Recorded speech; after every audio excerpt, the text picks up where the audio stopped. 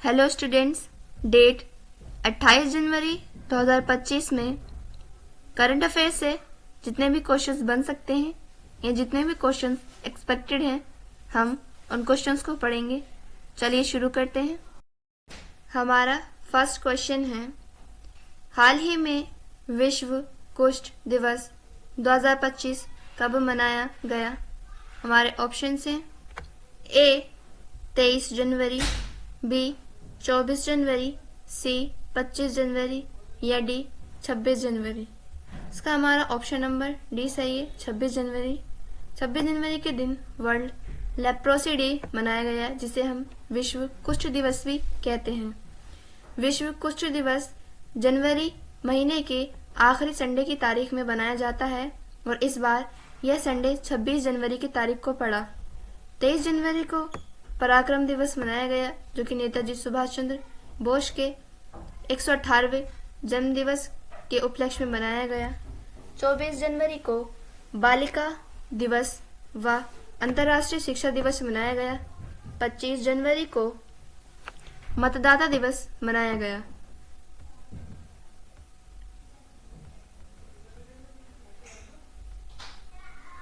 विश्व कुष्ठ दिवस 2025 26 जनवरी को मनाया गया।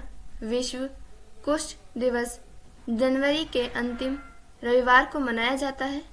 2025 में बनाए गए विश्व कुष्ठ दिवस का थीम, यानी कि जो इस बार हम लोगों ने वर्ल्ड लेप्रोसी डे बनाया था, इसका जो थीम था वह था एकजुट हो उन्मूलन करें, यानी कि एक साथ मिलकर कुष्ठ रोगों से लड़ें, इन्हें समाप्त करें।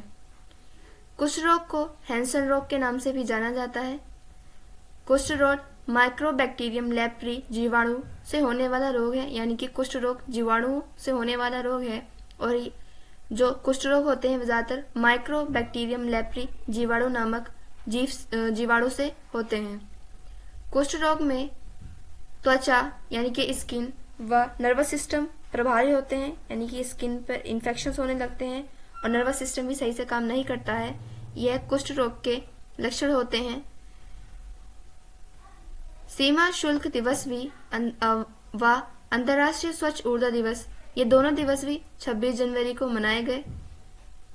नेक्स्ट क्वेश्चन है, हाल ही में बेलारूस के राष्ट्रपति का चुनाव किसने जीता? ऑप्शन हैं A Michael Martin, B Alexander Lukashenko, C Nicolas Maduro या डी जोसेफ ओन।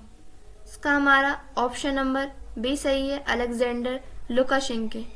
एक नहीं, दो नहीं, तीन नहीं, बल्कि लगातार 7वीं बार अलेक्जेंडर लुकाशेंको बेलारूस के राष्ट्रपति नियुक्त किए गए हैं। माइकल मार्टिन हाल ही में आयरलैंड के प्रधानमंत्री पद पर नियुक्त किए गए। निकोलस मादुरो यह वेनेजुएला के हाल ही में नियुक्त किए गए राष्ट्रपति हैं व जोसेफ ओन पूरे 2 वर्ष के राष्ट्रपति, लेबनान में पूरे 2 वर्ष तक राष्ट्रपति का पद खाली रहा और अब 2 साल के बाद जोसेफ ओन लेबनान के राष्ट्रपति नियुक्त किए गए। अलेक्जेंडर लुकाशेंको को हाल ही में बेलारूस के राष्ट्रपति नियुक्त किया गया है। अलेक्जेंडर लुकाशेंको के बेलारूस के लगातार 7वीं बार राष्ट्रपति बने। बेलारूस के राष्ट्रपति का कार्यकाल 5 वर्ष होता है, जिससे अलेक्जेंडर 7वीं बार जो है बेलारूस के राष्ट्रपति बने। इस हिसाब से अलेक्जेंडर लुकाशेंको अब 30 साल से लगातार बेलारूस के राष्ट्रपति रहे हैं और अब उन्होंने अपने आने वाले अगले 5 साल का कार्यकाल भी शुरू करेंगे। अलेक्जेंडर लुकाशेंको अपने 7वें राष्ट्रपति चुनाव में 87% वोट के साथ जो है बेलारूस के राष्ट्रपति नियुक्त किए गए। बेलारूस की राजधानी मिन्स्क है व बेलारूस की मुद्रा बेलारूसी रूबल है। नेक्स्ट क्वेश्चन है, हाल ही में ICC men's Test cricketer of the year award से किसे सम्मानित किया गया? हमारे ऑप्शन हैं A Rohit Sharma, B Virat Kohli, C Jasprit Bumrah या डी मोहम्मद शमी। इसका हमारा ऑप्शन नंबर सी सही है, जसप्रीत बुमराह। हाल ही में आईसीसी ने अपने सभी अवार्ड्स को वितरित किया है, जिसमें आईसीसी ने अपना ICC men's Test cricketer of the year award से जसप्रीत बुमराह को सम्मानित किया गया है। जसप्रीत बुमराह को ICC men's Test cricketer of the year award से सम्मानित किया गया। वहीं महिला ICC one day of the year से स्मृति मंदाना को सम्मानित किया गया है। आईसीसी पुरुष टी20 ऑफ द ईयर अवार्ड से अर्शदीप सिंह को सम्मानित किया गया व आईसीसी वनडे पुरुष ऑफ द ईयर से उमर जई को सम्मानित किया गया। ये चारों लोगों को अलग अलग ऑफ द ईयर अवार्ड से सम्मानित किया गया है। और कुछ टाइम पहले ही आईसीसी ने अपनी एक आईसीसी पुरुष टी20 टीम बनाई थी और इस पुरुष टी20 टीम का कप्तान आईसीसी ने रोहित शर्मा को बनाया है। आईसीसी इंटरनेशनल क्रिकेट काउंसिल होती है। आईसीसी का मुख्यालय दुबई में स्थित है और हाल ही में आईसीसी का नया अध्यक्ष जय शाह को नियुक्त किया गया। नेक्स्ट क्वेश्चन है, हाल ही में भारतीय नौसेना के आईएनएस सर्वेक्षक ने किस देश का हाइड्रोग्राफिक सर्वेक्षण किया? हमारे ऑप्शन हैं ए मॉरिशस, बी श्रीलंका, सी मालदीव या डी सेशेल्स। इसका हमारा ऑप्शन नंबर ए सही है, मॉरिशस। मॉरिशस देश के लिए जो है हाल ही में आईएनएस सर्वेक्षक ने हाइड्रोग्राफिक सर्वेक्षण किया है। इससे पहले आईएनएस श्रीलंका और सेशेल्स इन दोनों देशों के लिए भी हाइड्रोग्राफिक सर्वेक्षण कर चुका है। आईएनएस ये भारतीय नौसेना का सर्वेक्षण जहाज है। आईएनएस सर्वेक्षण भारतीय नौसेना का एक सर्वेक्षण जहाज है। आईएनएस सर्वेक्षक कोची में उपस्थित एक जहाज है, यानी कि आईएनएस सर्वेक्षक जो है ये है कोची में रहता है। आईएनएस सर्वेक्षक का इस्तेमाल अन्य देशों के सर्वे करने के लिए किया जाता है, यानी कि अन्य देशों का जो हाइड्रोग्राफिक सर्वे किया जाता है ज्यादातर में आईएनएस सर्वेक्षक का इस्तेमाल किया जाता है। आईएनएस सर्वेक्षक ने हाल ही में मॉरिशस देश के लिए हाइड्रोग्राफिक सर्वे किया, यानी कि मॉरिशस के लिए जो हाल ही में आईएनएस सर्वेक्षण ने हाइड्रोग्राफिक सर्वे किया। आईएनएस सर्वेक्षण ने मॉरिशस के लिए लगभग 25,000 वर्ग नॉटिकल मील का हाइड्रोग्राफिक सर्वे किया।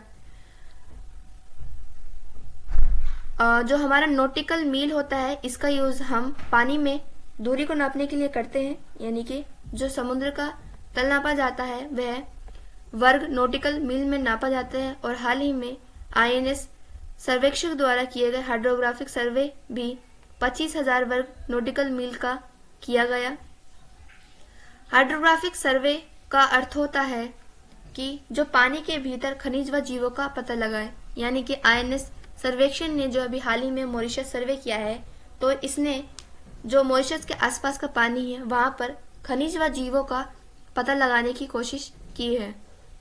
नेक्स्ट क्वेश्चन है, हाल ही में ग्लोबल बर्डन ऑफ डिजीज के अनुसार भारत की कुल प्रजनन दर कितनी हुई है? ऑप्शन से ए 1.7, बी 1.8, सी 1.9 या डी 2। तो इसका हमारा ऑप्शन नंबर सी सही है, 1.9, यानी कि किसी भी देश की क्या प्रजनन दर है व कितना रिप्लेसमेंट है इसकी जो बताता है वह ग्लोबल बर्डन ऑफ डिजीज बताता है। और हाल ही में ग्लोबल बर्डन ऑफ डिजीज ने यह बताया कि भारत की कुल प्रजनन दर 1.9 है। 1950 के दशक में हुई global burden of disease report के अनुसार भारत की कुल प्रजनन दर 6.18 थी और 2021 की global burden of disease report के अनुसार भारत की कुल प्रजनन दर 1.9 है, यानी कि 1950 से लेकर 2021 तक भारत की प्रजनन दर में बहुत अधिक गिरावट देखी गई है। वह प्रतिस्थापन दर 2.8 है। प्रतिस्थापन दर भी ग्लोबल बर्डन ऑफ डिजीज ही बताती है। ग्लोबल बर्डन ऑफ डिजीज के अनुसार यह अनुमान लगाया जाता है कि भारत की सन 2021 तक भारत की जो प्रजनन दर है वह 1.04 रह जाएगी, यानी कि सन 21 तक जो है 2100 तक भारत की प्रजनन दर में और अधिक गिरावट देखी जाएगी। अब भारत में अचानक से इतनी तेजी से जो प्रजनन दर कम हो रही है, इसके कुछ कारण भी जो है ग्लोबल बर्डन ऑफ डिजीज ने बताई है। जैसे भारत में जो है उच्च साक्षरता अधिक हो गई है, यानी कि ज्यादा पढ़े लिखे होने के कारण जो है अब भारत की जनसंख्या प्रजनन दर में गिरावट देखी जा रही है। परिवार नियोजन, यानी कि परिवार का नियोजन को ध्यान में रखते हुए बांझपन, इनफर्टाइल, यानी कि अब बहुत से जो लोग हैं वे बच्चों को जन्म देने में जो है पूरे काबिल नहीं हो पा रहे हैं। विवाह में देरी व गर्भपात इत्यादि, यानी कि शादी में भी बहुत ज्यादा लेट हो रहा है, जिसकी वजह से लोग बच्चे टाइम पर नहीं कर पा रहे हैं। व गर्भपात, अबॉर्शन आदि जैसी चीजों की वजह से जो है भारत की प्रजनन दर में बहुत अधिक कमी देखी गई है। वह पूरे विश्व में जो सबसे अधिक प्रजनन दर देखी गई है वह साउथ कोरिया की देखी गई है, जिसकी प्रजनन दर 1.0 से भी कम है। नेक्स्ट क्वेश्चन है, हाल ही में मैरी लेबोन क्रिकेट क्लब के वैश्विक सलाहकार बोर्ड का सदस्य किसे चुना गया? हमारे ऑप्शन हैं ए नीरज पारख, बी आयुष्मान खुराना, सी महेश कुमार अग्रवाल या डी जय शाह। इसका हमारा ऑप्शन नंबर डी सही है, जय शाह। जय शाह को जो है कुछ टाइम पहले ही आईसीसी का अध्यक्ष नियुक्त किया गया था और अब जय शाह को मैरी लेबोन क्रिकेट क्लब के वैश्विक सलाहकार बोर्ड का सदस्य नियुक्त किया गया है। क्रिकेट में जितने भी रूल्स बनते हैं वह मैरी लेबोन क्रिकेट क्लब भी बनाता है और अब किसी भी रूल को बनाने के लिए जो मैरी लेबोन क्रिकेट क्लब है वह किसी भी रूल को बनाने से पहले जो सलाह लेगा, यानी कि वैश्विक सलाहकार बोर्ड बनाया गया है इसी के लिए। और वैश्विक सलाहकार बोर्ड का जो सदस्य हाल ही में जय शाह को नियुक्त किया गया है। वैश्विक सलाहकार बोर्ड में 13 संस्थापक सदस्य हैं, जिसमें से एक जय शाह भी हैं। मैरी लेबोन क्रिकेट क्लब के वैश्विक सलाहकार बोर्ड का सदस्य जय शाह को चुना गया है। वैश्विक सलाहकार बोर्ड में 13 संस्थापक सदस्य हैं, जिसमें श्रीलंका के खिलाड़ी कुमार शंकर सौरभ और भारत से सौरभ गांगुली और जय शाह जो है वह आईसीसी के अध्यक्ष हैं। वह जियो स्टार के सीईओ संजय गुप्ता, यह सारे लोग भी जो हैं वैश्विक सलाहकार बोर्ड के सदस्य हैं। नेक्स्ट क्वेश्चन है, हाल ही में समान नागरिक संहिता कानून लागू करने वाला पहला राज्य कौन सा है? ऑप्शन है ए उत्तराखंड, बी उत्तर प्रदेश, सी गुजरात या डी राजस्थान। इसका हमारा ऑप्शन नंबर ए सही है, उत्तराखंड। उत्तराखंड पहला राज्य बन चुका है जिसने समान नागरिक संहिता कानून को लागू किया है और यह कानून उत्तराखंड के वर्तमान मुख्यमंत्री सीएम पुष्कर सिंह धामी ने लागू किया है। समान नागरिकता संहिता कानून लागू करने वाला पहला राज्य उत्तराखंड है। उत्तराखंड के वर्तमान मुख्यमंत्री पुष्कर सिंह धामी हैं। उत्तराखंड में समान नागरिक संहिता कानून को लागू किया है। यह कानून उत्तराखंड में 27 जनवरी 2025 से लागू होगा। उत्तराखंड में 13 जिले हैं और इन 13 जिलों में समान नागरिक संहिता कानून को लागू किया जाएगा। समान नागरिक संहिता कानून का उल्लेख आर्टिकल 44 में है, यानी कि संविधान के अनुच्छेद 44 में समान नागरिक संहिता कानून को उल्लेखित किया गया है। भारत में यूनिफॉर्म सिविल कोड को लागू करने वाला पहला राज्य गोवा है, यानी कि जिसने भारत में पहला यूनिफॉर्म सिविल कोड कानून बनाया है वह राज्य उत्तराखंड है, और जिसने पहली बार यूनिफॉर्म सिविल कोड को लागू किया वह राज्य गोवा है। यह दोनों ही राज्य अलग अलग तरीके से पहले राज्य हैं। गोवा में पहली बार समान नागरिक संहिता कानून पुर्तगालियों द्वारा लागू किया गया था। उत्तराखंड अपना स्थापना दिवस 9 नवंबर को मनाता है। 9 नवंबर सन 2000 को उत्तराखंड उत्तर प्रदेश से अलग हुआ था। नेक्स्ट क्वेश्चन है, हाल ही में पहली महिला हॉकी इंडिया लीग का खिताब किसने जीता? इसका हमारे ऑप्शन है A Delhi SG Pipers, B Odisha Warriors, C Shrachi Rarh Bengal Tigers या डी सूरमा हॉकी क्लब। इसका हमारा ऑप्शन नंबर बी सही है, ओडिशा वॉरियर्स। ओडिशा वॉरियर्स ने पहली ही बार में पहली महिला हॉकी इंडिया लीग का खिताब जीता। इसमें ओडिशा वॉरियर्स ने सूरमा हॉकी क्लब को हराकर यह लीग अपने नाम की, और इन चारों यानी कि दिल्ली पहली महिला हॉकी इंडिया लीग में 4 टीमों ने पार्टिसिपेट किया, जिसमें पहली दिल्ली एसजी पाइपर्स, दूसरी ओडिशा वॉरियर्स, तीसरी श्रांची राण बंगाल व चौथी सूरमा हॉकी क्लब थी, जिसमें से विजेता टीम ओडिशा वॉरियर्स की थी व उपविजेता टीम सूरमा हॉकी क्लब रही। पहली महिला हॉकी इंडिया लीग का ये पहला संस्करण था, जिसको पहले संस्करण को रांची झारखंड ने होस्ट किया। महिला हॉकी इंडिया लीग के पहले संस्करण का विजेता ओडिशा वॉरियर्स रहा व उपविजेता सूरमा हॉकी क्लब था।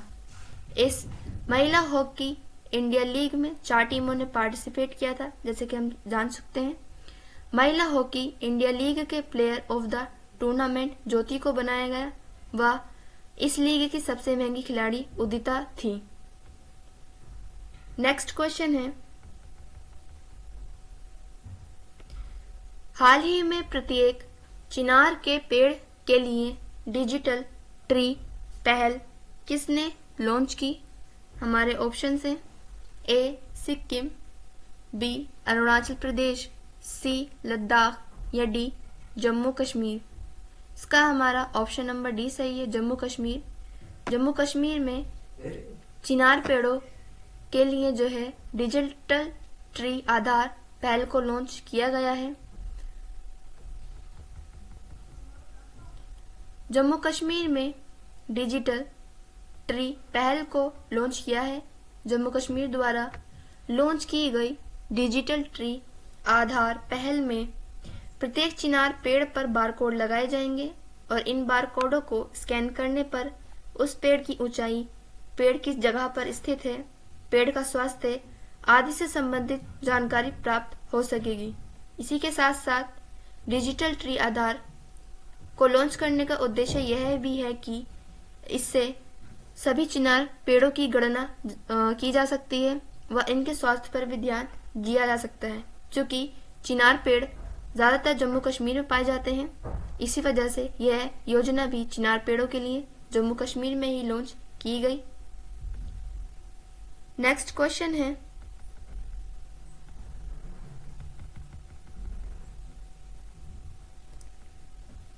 हाल ही में इलेक्ट्रॉनिक मीडिया टीवी श्रेणी में मतदाता जागरूकता के लिए किसे ECI मीडिया पुरस्कार से सम्मानित किया गया? हमारे ऑप्शन से ए दूरदर्शन, बी आज तक, सी NDTV या डी ZTV। इसका हमारा ऑप्शन नंबर ए सही है, दूरदर्शन। दूरदर्शन को हाल ही में ECI मीडिया पुरस्कार से सम्मानित किया गया है। दूरदर्शन को ECI मीडिया पुरस्कार इलेक्ट्रॉनिक मीडिया श्रेणी में मतदाता जागरूकता के लिए दिया गया। लोकसभा चुनाव में जो है दूरदर्शन ने एक जो है चैनल प्रोग्राम चलाया था और उस प्रोग्राम में दूरदर्शन ने जितने भी मतदाता हैं, मतदाता जागरूकता से संबंधित जितनी भी सच्चाई है वह उन्होंने अपने टीवी प्रोग्राम में दिखाई और इसी वजह से दूरदर्शन को ECI मीडिया पुरस्कार से सम्मानित किया गया। दूरदर्शन को इलेक्ट्रॉनिक मीडिया श्रेणी द्वारा मतदाता जागरूकता के लिए ECI मीडिया पुरस्कार से सम्मानित किया गया। लोकसभा चुनाव के समय दूरदर्शन ने एक प्रोग्राम चलाया था, इसका नाम था चुनाव का पर्व देश का गर्व, और इसी प्रोग्राम के तहत दूरदर्शन ने एक अच्छी परफॉर्मेंस दिखाई। इसी वजह से दूरदर्शन को ECI मीडिया पुरस्कार से सम्मानित किया गया। स्टूडेंट्स, ये क्लास हम यही ख़त्म करते हैं। नेक्स्ट क्लास में हम करंट अफेयर से बनने वाले और भी क्वेश्चंस को पढ़ेंगे। Thank you and thanks for watching.